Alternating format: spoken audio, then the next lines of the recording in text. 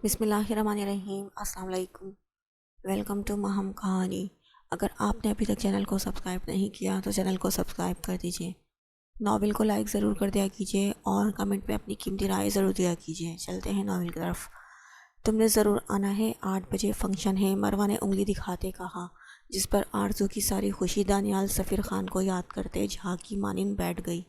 یار باقی سب کو تو کسی طرح منا لوں گی، لیکن وہ کھڑوس انسان، وہ ہرگز نہیں آنے دے گا۔ سنتے ہی مروہ کا منہ لٹک گیا۔ تم بس کسی طرح آ جانا آرزو، ورنہ پھر مجھ سے بات مت کرنا۔ میرے لیے اتنا امپورٹنٹ موومنٹ ہوگا اور میری بیسٹ فرینڈ نہ ہوئی تو پھر؟ مروہ اٹھتے ہوئے بولی۔ آرزو نے منہ بگاڑا تھا، وہ کیا کرتی دانیال خان کا، جو اس پر بلا وجہ پابندیاں لگاتا تھا، لیکن اس بار آرزو نے بھی اٹل انداز میں فیصلہ کیا تھا، وہ لازمی مروہ کی پارٹی میں جائے گی، ورنہ اس کی دوست اس سے ناراض ہو جاتی۔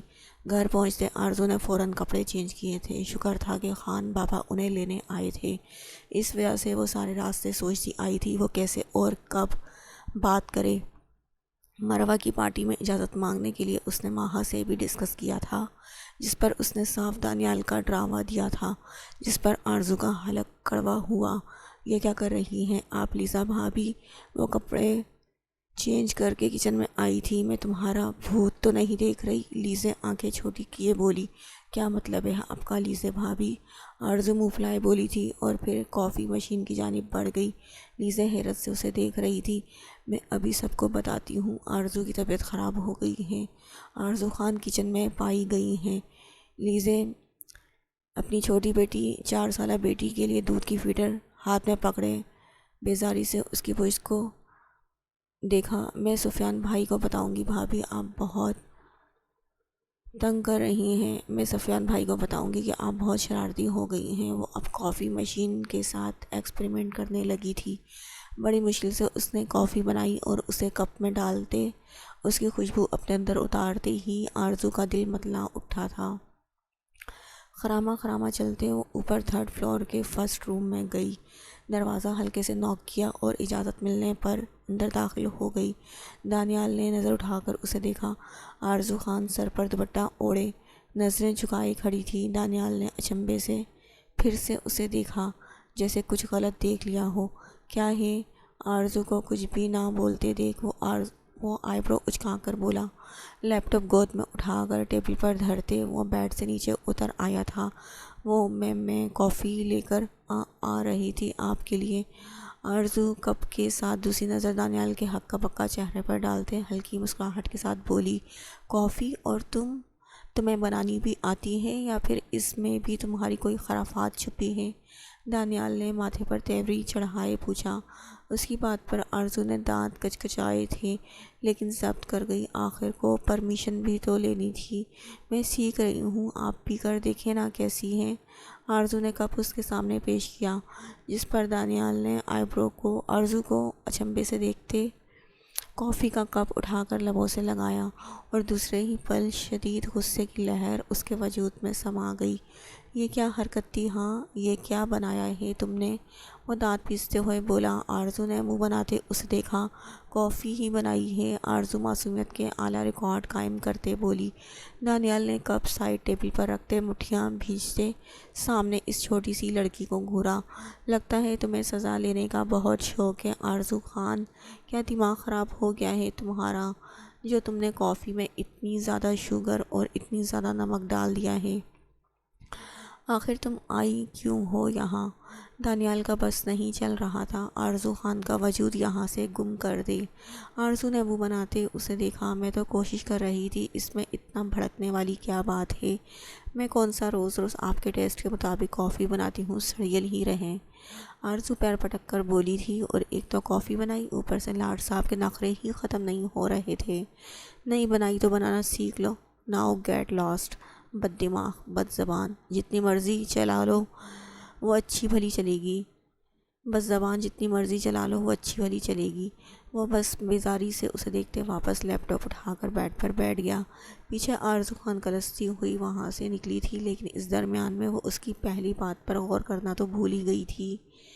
5 منٹ ہی گزرے تھے جب سائڈ ٹیبل سے ٹیسٹ لیس کافی اٹھاتے وہ انجانے میں کافی کے گھونٹ بھرنے لگا۔ لیپ ٹاپ پر چلتی انگلیوں کی سپیڈ تیز ہو رہی تھی، اسے پتہ ہی نہیں چلا جب وہ ساری کافی ختم کر گیا تھا جس کے بیکار ہونے کے تانے وہ ابھی بھی آرزو خان کو سنا کر ہٹا تھا۔ آپ کو پتہ ہے مما، اس کی منگنی بھی ہے ساتھ، میں تو خوب انجوائے کروں گی۔ آرزو صبح سے ہی سب لوگوں کے گرد گھومتے انہیں بتا رہی تھی کہ مروہ کی منگنی ہے اور وہ جانا چاہتی ہے۔ اس کی باتیں دانیال سفیر خان کے کانوں تک بھی پہنچ چکی تھی، لیکن وہ خاموش ہی رہا تھا، بلکہ سب ہی خاموش تھے، جسے دیکھ اب آرزو کو غصہ آنے لگا تھا، لیکن پھر بھی وہ چہکتی ہی رہی کہ بس کسی طرح اسے جانے کی پرمیشن مل جائے۔ اوف، کتنا مزہ آئے گا، میں تو جانے کے لیے بہت ایکسائٹڈ ہوں، آرزو اپنی ماں کو دیکھتے بولی، جو ناشتہ سرو کرتے اب بیٹھ چکی تھی۔ سب لوگ خاموشی سے ناشتہ کر رہے تھے اور آرزو چہک رہی تھی۔ کتنا مزہ آئے گا، آرزو ناشتے کی بائٹ منہ میں رکھتے بولی، تم وہاں نہیں جاؤ گی؟ آملیٹ کا پیس منہ میں رکھتے وہ سنجیدہ سرد آواز میں بولا۔ سب لوگ خاموشی سے بریک فاسٹ کر رہے تھے، جبکہ اس کی سرد آواز پر چہچہاتی آرزو کے لب بھینچ گئے۔ کیوں نہیں جاؤں گی، میں ضرور جاؤں گی، میرے فرینڈ کا برتھ ڈے ہے، اس نے اتنی محبت سے مجھے بلایا ہے، آرزو فوک پڑکتے غصے سے بولی۔ اسے سامنے بیٹھا شخص زہر لگ رہا تھا اس وقت، یا شاید زہر سے بھی بڑا۔ میں نے ایک مرتبہ کہا نا، تم وہاں نہیں جا سکتی تو نہیں جا سکتی، زیادہ زبان مت چلاؤ۔ وہ سامنے بیٹھی لڑکی کو دیکھتے لفظوں پر دباؤ دیتے بولا، میں جاؤں گی، سنا تم نے؟ کیا ہر وقت روب جھاڑتے رہتے ہو مجھ پر؟ کزن ہوں، زیادہ فری ہونے کی ضرورت نہیں ہے۔ چیئر کھسکاتے وہ اٹھتے ہوئے بولا، ذرا اونچی آواز میں، اس کی لہو رنگ ہوتی آنکھوں میں اپنی ہیزل آنکھیں گاڑے بولی، جس پر مقابل نے جبڑے بھینچ لیے۔ بکواس بند کرو، اپنی تمیز سے بات کرو۔ ماتھے پر تیوری چڑھائے وہ اس 5 فٹ 4 انچ کی آفت کی پڑیا کو آنکھیں دکھاتے دھاڑا کہ آرزو کا دل ہولے سے لرزا۔ کیوں تمیز سے بات کروں؟ تم نے کی ہے کبھی تمیز سے بات؟ ہمیشہ یہ مت کرو، وہ مت کرو، یہ مت پہنو، یہاں مت جاؤ، لیکن اب بس بہت ہو گیا، میں تمہارے روپ میں نہیں آؤں گی۔ وہ اسے انگلی دکھاتے بولی۔ آغا جی نے غصے سے اس کی چلتی زبان ملاحظہ کی، جبکہ مقابل کے تن بدن میں آگ بھڑکی تھی۔ وہ تن فن کرتا اس تک جاتا، اس کی کلائی غصے میں دبوچ گیا۔ ابھی پتہ چل جائے گا تم وہاں کیسے جاتی ہو۔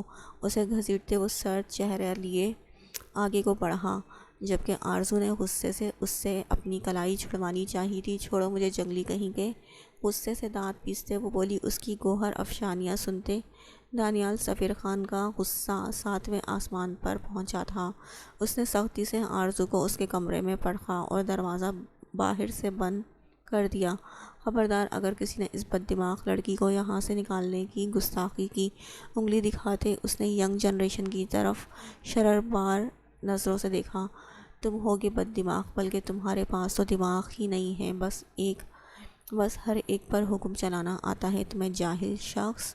اندر سے آرزو اس کی آواز سنتے چیخی تھی، جبکہ باہر سب ینگ جنریشن کے چہروں پر دبی دبی ہنسی تھی، جیسے اگر آرزو دیکھ لیتی تو ان سب کے مسکراتے چہروں کو آگ ہی لگا دیتی۔ رات کے 7 بجے وہ مکمل تیار تھی۔ اس نے آئینے میں اپنا عکس دیکھا، نیوی بلو کلر کی میکسی میں ہلکے پھلکے میک اپ کے ساتھ وہ آسمان سے اتری کوئی پری ہی لگ رہی تھی۔ آنکھوں پر گلاسز کے بجائے لینس لگا لیے تھے۔ اس نے ایک مرتبہ پھر گھوم کر اپنا جائزہ لیا۔ جاہل نہ ہو تو، دانیال سفیر خان کو سوچتے آرزو نے کڑوا سا منہ بنایا اور اپنے کمرے کی کھڑکی کی جانب گئی، جو لان میں کھلتی تھی۔ ایک طنزیہ مسکراہٹ کے ساتھ کھڑکی کو کھولتے ہی وہ باہر نکلی تھی۔ آرزو! عائشہ لان میں آتے اسے دیکھتے بھاگ کر اس کے پاس جاتی، دبی دبی آواز میں اندر کی طرف دیکھتے بولی، عائشہ میں جلدی واپس آ جاؤں گی، تم سب سنبھال لینا، اوکے بائے۔ عائشہ کی بغیر کوئی سنے وہ باہر کی جانب چلی گئی، جبکہ عائشہ پیچھے ماتھا پیٹتی ڈرتے ہوئے اندر کی جانب گئی تھی۔ اور پھر جب دانیال خان نے آرزو کا کمرہ کھٹکھٹایا تو کسی نے کمرہ نہیں کھولا تھا۔ دانیال لب بھینچے ماسٹر کی مدد سے کمرہ کھول چکا تھا، لیکن بیڈ پر کمفرٹر اوڑھے وجود کو دیکھ کر اس کی پیشانی کے بلوں میں کچھ کمی آئی تھی۔ لیکن اگلے ہی لمحے وہ تند و تیز نظروں سے بیڈ پر لیے وجود کو دیکھنے لگا۔ عائشہ! آرزو کہاں ہے؟ وہ سرد آواز میں گرجا عائشہ کو اپنے حلق کڑوا ہوتا محسوس ہوا تھا، لیکن وہ یوں ہی لیٹی رہی۔ عائشہ میں لاسٹ وارننگ دے رہا ہوں، آرزو کہاں ہے؟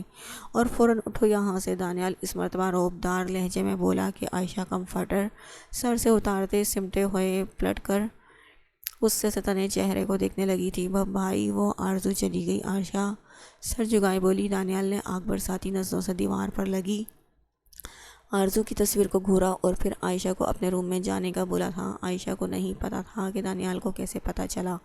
وہ عائشہ کا جوتا دیکھ چکا تھا۔ ایک لاوا سا دانیال کے وجود میں بھڑک رہا تھا، جس کی زد میں اب آرزو خان کا وجود آنا تھا۔ رات کے 10 بجے وہ دبے قدموں سے اپنی ہائی ہیل ہاتھوں میں پکڑے ایک ہاتھ سے میکسی اٹھائے اندر داخل ہوئی تھی۔ آہستہ سے لب دبائے وہ ہال میں داخل ہوئی، جہاں داخل ہوتے ہی اس کی سانس حلق میں اٹک گئی۔ وہ آنکھیں پھاڑے سامنے 1 سیٹر صوفے پر ٹانگ جمائے چڑھائے براجمان شخص کو دیکھ آنکھیں پھیلائے وہیں رک گئی۔ بون میں سرساہٹ سی ہوئی تھی۔ آرزو خان کو لگا جیسے سامنے بڑی شان سے موت کا فرشتہ بیٹھا ہے، جو لہو رنگ آنکھوں سے اسے ہی گھور رہا تھا۔ گلے میں گلٹی سی ابھری جب وہ صوفے سے اٹھتا بھاری قدم اٹھانے لگا تھا کہ خاموش ہال میں اس کے قدموں کی ہولناک آواز گونجنے لگی۔ وہاں ان دونوں کے سوا کوئی نہیں تھا، شاید باقی سب کو ان کے سامنے کھڑے جلاد نے ہی اندر بھیج دیا تھا۔ جیسے وہ اس کے قریب آ رہا تھا، آرزو کا دل بند ہو رہا تھا۔ کیا بکواس کی تھی میں نے، بولو کیا بکواس کی تھی میں نے کہ تم وہاں نہیں جاؤ گی؟ وہ اتنے شدید غصے میں دھاڑا کہ اندر بیٹھی عائشہ اور ماہا کے رونگٹے کھڑے کر گیا۔ آرزو خان ڈر سے 2 قدم پیچھے اچھلی۔ کیوں گئی تھی تم؟ وہ سیڑھیاں وہ لب بھینجے ماتھے پر بل ڈالے بولا۔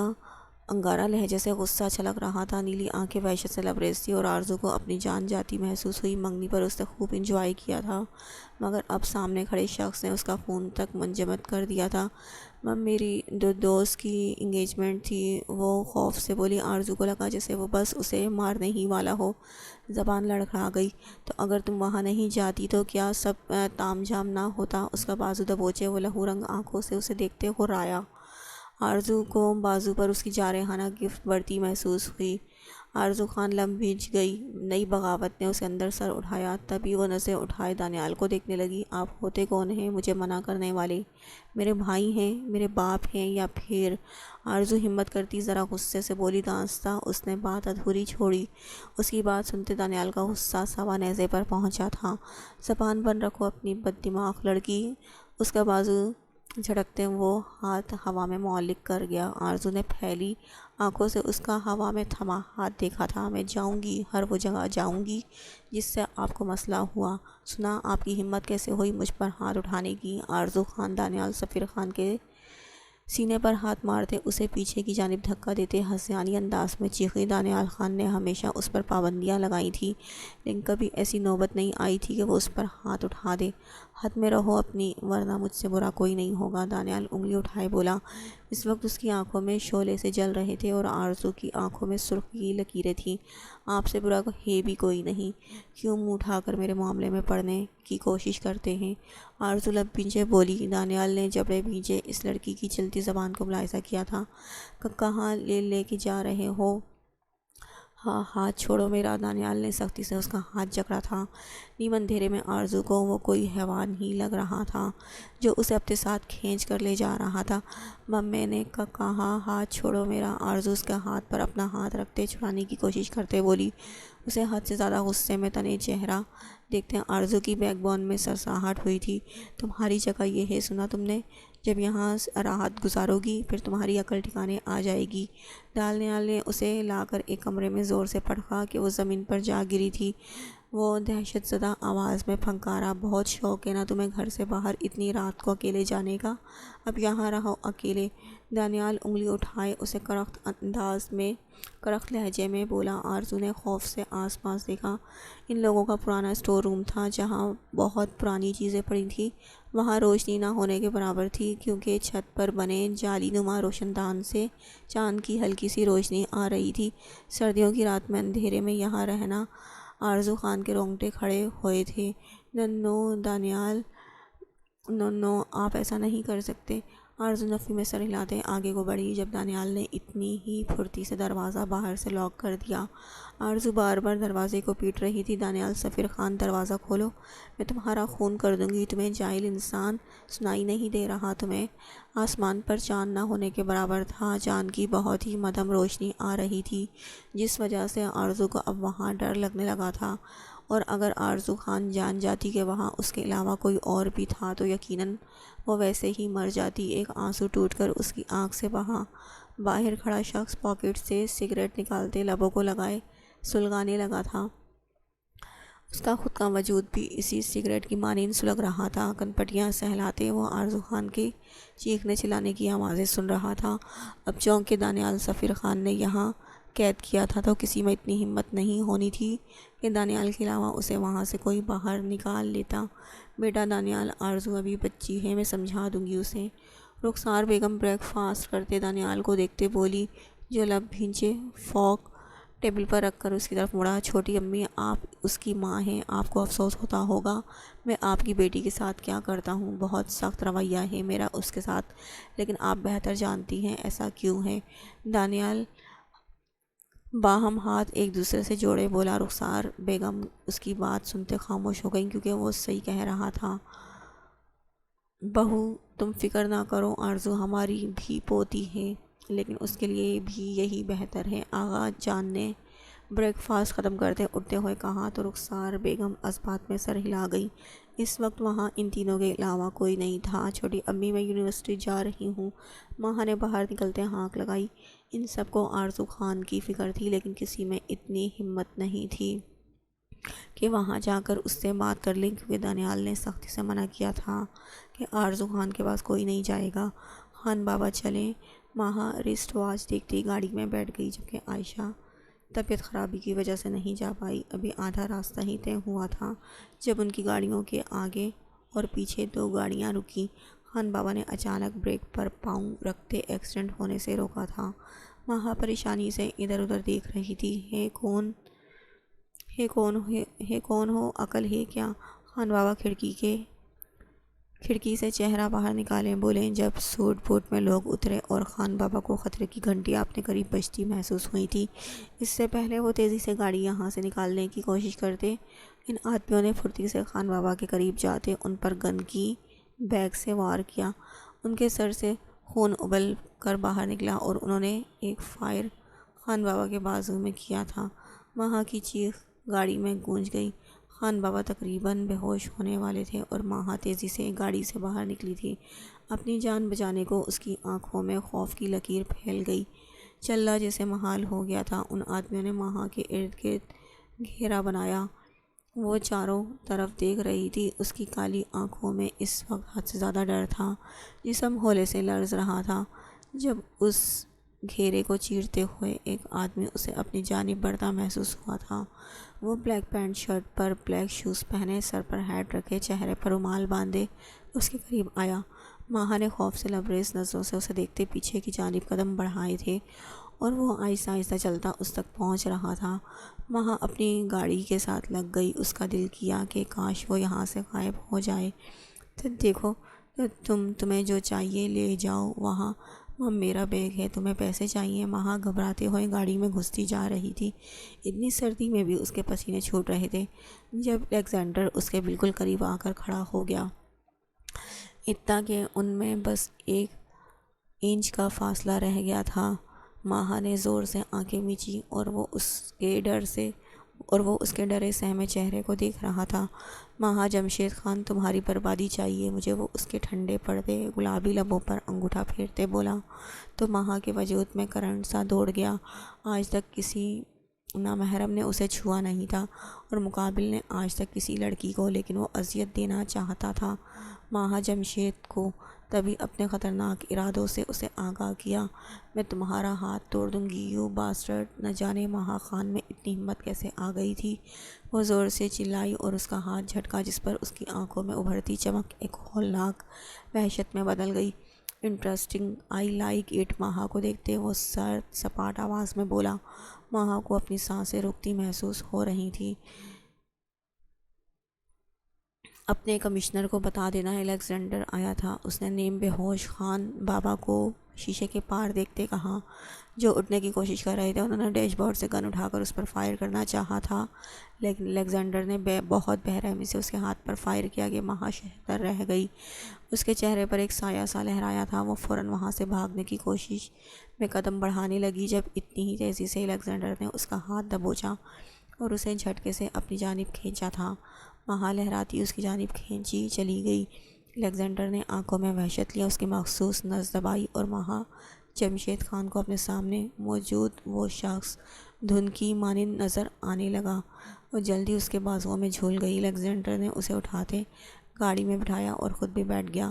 میرا انتقام تم پورا کرو گی مہا خان، تمہاری بربادی ہی میرا انتقام ہوگا، تم تڑپو گی، وہ سب تڑپیں گے۔ وہ لفظ نہیں انگارے اگل رہا تھا جس کی زد میں وہ مہا خان کے وجود کو جلا دینا چاہتا تھا۔ اس کی آنکھیں اس وقت انتقام کا ایک الگ ہی منظر پیش کر رہی تھی۔ کوئی جواب دے گا؟ کیوں لایا گیا ہے مجھے یہاں؟ مہا دروازہ بجاتے بولی تھی، خوف آنکھوں میں پھیلتا اب جسم میں سرایت کرنے لگا تھا۔ باہر وہ شخص سگار لبوں میں دبائے سر تاثرات چہرے پر سجائے بیٹھا تھا۔ تم جانتے نہیں ہو میں کون ہوں؟ میرے پاپا کمشنر ہیں، میں 2 منٹ میں تمہیں غائب کروا دوں گی۔ مہا دروازہ اپنی پوری طاقت سے بجاتے بولی۔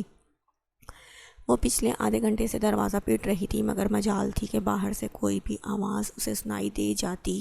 کوئی ہے کیا سنائی نہیں دے رہا؟ بہرے ہو گئے ہو؟ مہا زور سے دروازے کو ٹھوکر مارتے بولی، پھر سائڈ پر جاتے اس کمرے میں رکھے بیڈ پر بیٹھ گئی۔ 10 منٹ ہی گزرے تھے جب دروازہ کھلنے کی آواز پر مہا نے سر اٹھا کر سامنے دیکھا۔ کون ہو تم اور یہاں کیوں لائے ہو مجھے؟ مہا بیڈ سے اٹھتے بولی تھی۔ وہ بہت ہمت سے کھڑی تھی، کیونکہ اگر وہ کمزور پڑتی تو سامنے والا شخص کیا کرتا اس کے ساتھ۔ میں کون ہوں تمہیں اس سے مطلب نہیں ہونا چاہیے، میں کیا کرنے والا ہوں یہ تمہیں ضرور جاننا چاہیے۔ مہا نے دیکھا اس کے چہرے پر اب نقاب نہیں تھا، لیکن اس کے سر پر اب بھی ہیٹ تھی جو اس کے آدھے چہرے کو کور کر رہی تھی۔ مہا خان نے اس کے سیاہ ہونٹ دیکھے تھے۔ مجھے تم سے کوئی مطلب نہیں ہے، جانے دو مجھے، مہا بے خوفی سے بولی اور آگے کو بڑھی۔ جب مقابل نے سختی سے اس کی کلائی دبوچے اسے اپنے روبرو کیا تھا، میری اجازت کے بغیر یہاں سے کوئی باہر نہیں جاتا، سمجھی؟ تم آئندہ اس لہجے میں مجھ سے بات مت کرنا، ورنہ اور میں ایسی بلا ہوں کہ مجھے غائب کرنے کے لیے تمہاری 7 نسلیں بھی کم ہیں۔ اپنے اس باپ کی دھمکی دوبارہ مجھے مت دینا۔ وہ اس کی کلائی پر گرفت مزید سخت کرتے ٹھنڈے ٹھار لہجے میں بولا۔ مہا کا دل دہل کر رہ گیا۔ وہ ہاتھ چھوڑو میرا۔ مہا اس کی گرفت سے اپنا ہاتھ چھڑوانے کو مچل رہی تھی۔ اب اسے خوف محسوس ہونے لگا تھا۔ سامنے کھڑے شخص سے بربادی مبارک۔ وہ اس کی جانب جھکتے مہا کی خوف سے تر آنکھوں میں دیکھتے بولا، پھر گردن ڈھلکائے کہ کہاں لگا گیا۔ مہا کا رواں رواں کانپ اٹھا تھا۔ کیسا سنکی انسان تھا وہ! دیکھو چھوڑو مجھے، مہا اٹکتے لہجے میں بولی، جبکہ الیگزینڈر کے لبوں پر طنزیہ مسکراہٹ ابھری۔ اپنے اس باپ کا ڈراوا مت دینا آئندہ مجھے۔ اس کا ہاتھ چھوڑتے وہ اپنا ہاتھ اپنی بلیک شرٹ کے بٹنوں تک لے جاتے انہیں کھولنے لگا تھا۔ مہا نے حیرت سے پھیلتی آنکھوں سے اس کے بے باکی سے کیے گئے عمل کو دیکھا۔ یہ کیا کر رہے ہو تم؟ مہا کے جسم میں خوف سے سنسنی دوڑ گئی۔ وہ پیچھے کی جانب قدم بڑھانے لگی تھی۔ تمہاری بربادی کی شروعات۔ طنزیہ ہنستے وہ مہا کو بہت کچھ باور کروا گیا تھا۔ اس کے لہجے میں کسی سے بھی مذاق کی رمق نہ تھی، کسی طرح کی مذاق کی رمق نہیں تھی۔ مہا کی ہتھیلیاں پسینے سے بھیگنے لگی تھیں۔ تو تم جو بھی چاہتے ہو میں ایسا نہیں ہونے دوں گی۔ مہا کے لیے یہ خیال ہی سوہانے روح تھا کہ وہ کسی نامحرم کے ساتھ اس طرح اکیلے کمرے میں ہے۔ کجا کے خیالات، تم روکو گی مجھے؟ الیگزینڈر کا لہجہ مذاق اڑاتا ہوا تھا۔ مہا کی آنکھوں سے نمکین پانی بہنے لگا تھا، ٹانگیں شل ہونے لگی۔ دیکھو ہمارے درمیان کا کوئی رشتہ نہیں ہے، پلیز جانے دو مجھے۔ کچھ دیر پہلے کی ساری اکڑ ہوا ہوئی۔ ماہا روتے ہوئے سسکی تھی کیونکہ سامنے کھڑے شخص کے ارادے نیک نہیں تھے۔ تم کوئی رشتہ بنانا چاہتی ہو مجھ سے؟ وہ اس کے چہرے کے نزدیک جھکتے بولا۔ ماہا سسکتی نفی میں سر ہلا گئی۔ الیگزینڈر نے انگلی کے پور سے احتیاط سے آنسو چنے کہ بغیر اس کے چہرے کو ہاتھ لگائے۔ میں تو ایسا ہی کروں گا، تمہاری بربادی ہی صفیہ کی بربادی ہوگی۔ جب تم رسوا ہوگی تب ان لوگوں کو کسی دوسرے کی عزتوں کا خیال آئے گا۔ ماہا کا چہرہ اب کی بار سختی سے دبوچے وہ سرد آواز میں خرایا۔ اس کی شرربار نظریں ماہا کے سرخ پڑتے چہرے پر تھیں۔ نو پلیز ماہا، نفی میں سر ہلاتے سسکی۔ اسے اس سنکی انسان کی انگلیاں اپنے چہرے پر دھنستی محسوس ہوئی تھیں۔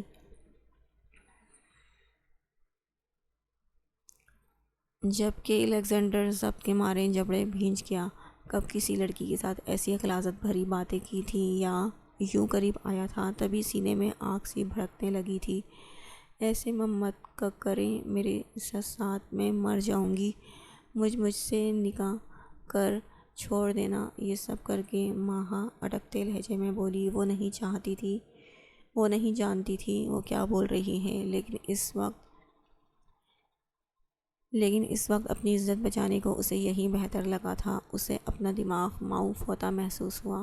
ہاں، تم سے شادی، تاکہ یہ سب تمہاری رسوائی میں نہ بدلے۔ میں صرف تم سے انتقام لوں گا ماہا جمشید خان، ایسا انتقام کہ رفتہ رفتہ تم تڑپ کر مر جاؤ گی، اور ساتھ میں تمہاری وہ ماں بھی۔ کیسا لگے گا تمہیں جب ایک نامحرم تمہیں چھوئے گا؟ وہ ماہا کے چہرے کو جھٹکتے کہ کہا لگا کر ہنسا، یا شاید وہ خود کو یہ باور کروانا چاہ رہا تھا کہ وہ ایسا کچھ کرنے والا ہے۔ نہیں پلیز ایسا مت کرو۔ وہ روتے ہوئے پیچھے کی جانب کھسکی تھی جب الیگزینڈر نے حد سے زیادہ غصے میں دانت کچکچاتے اس کے بال جکڑے۔ ایسے ہی تڑپ رہا تھا میں 11 سال پہلے، لیکن انہیں رحم نہیں آیا مجھ پر۔ میں کیوں تم پر رحم کروں؟ وہ آنکھوں میں سرخی لیے بولا۔ یہ بھی شکر تھا کہ ماہا جیسی نازک دل لڑکی نے اس کی آنکھوں سے ٹپکتی وحشت نہیں دیکھی تھی۔ الیگزینڈر کی آنکھوں میں نہ چاہتے ہوئے سبھی ان پلوں کی یاد کرتے نمی پھیل گئی اور اس کی گرفت ماہا کے بالوں میں سخت تر ہو گئی۔